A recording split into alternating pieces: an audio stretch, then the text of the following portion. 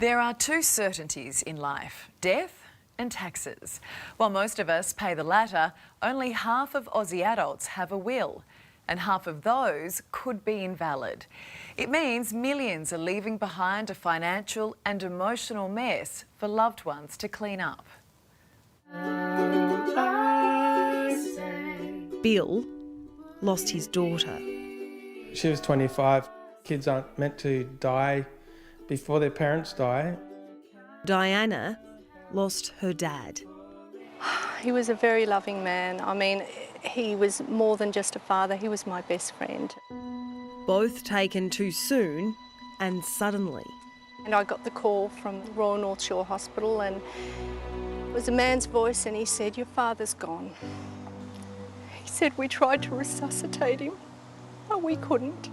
We discovered that she actually had really advanced bowel cancer. She was so sick that we couldn't do much except for deal with the illness at the time. Neither Barry or Shani left a will. I didn't have one, she didn't have one.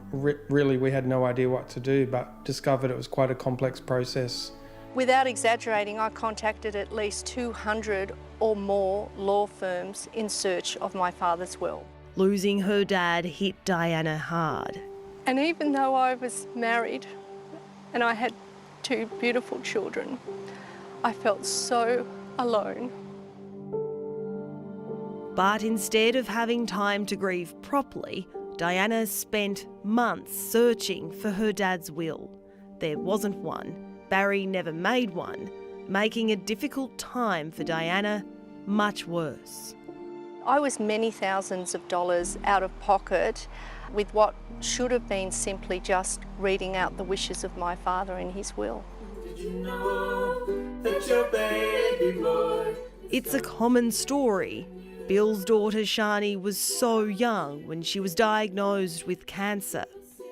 Grief on its own is a pretty big thing to deal with, and then having to deal with all this other stuff and a complicated legal process on top of it.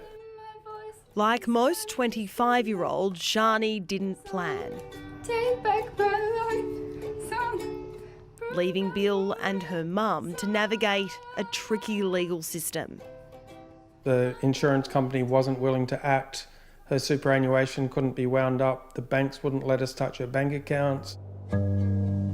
According to SafeWill, an online will writing platform, far too many people, young and old, are failing to plan for their end of life. Founder and CEO Adam Lebowski. The main reasons that we hear for why people don't have a will are that they think that they don't have enough assets or it's not the right time. Adam, what are some of the risks involved in not having a will prepared? There's no guarantee that the government's instructions for how your estate should be divided are the same as what your wishes might be. As part of Free Wills Week, SafeWill is giving away $1 million worth to give Aussies the incentive to plan ahead. It normally costs $160. Every will written on the SafeWill platform is reviewed by a lawyer to make sure that the platform's been used correctly.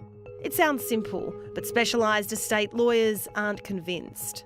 Because not all wills are created equal. Atwood Marshall estate lawyer Debbie Sage. You know, with the rise of blended families, de facto relationships and estrangement, that one-size-fits-all approach doesn't really cut it anymore. You know, a poorly drafted will or a wrongly executed will can create more problems than it solves.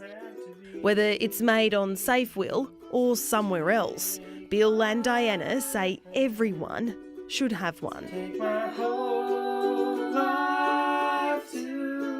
It's something people tend to avoid because they don't like the conversations. So you put it off. No one expects to die. The irony of it all is that the one sure thing to life is death. And any will is better than none. Free Will Week ends on Sunday.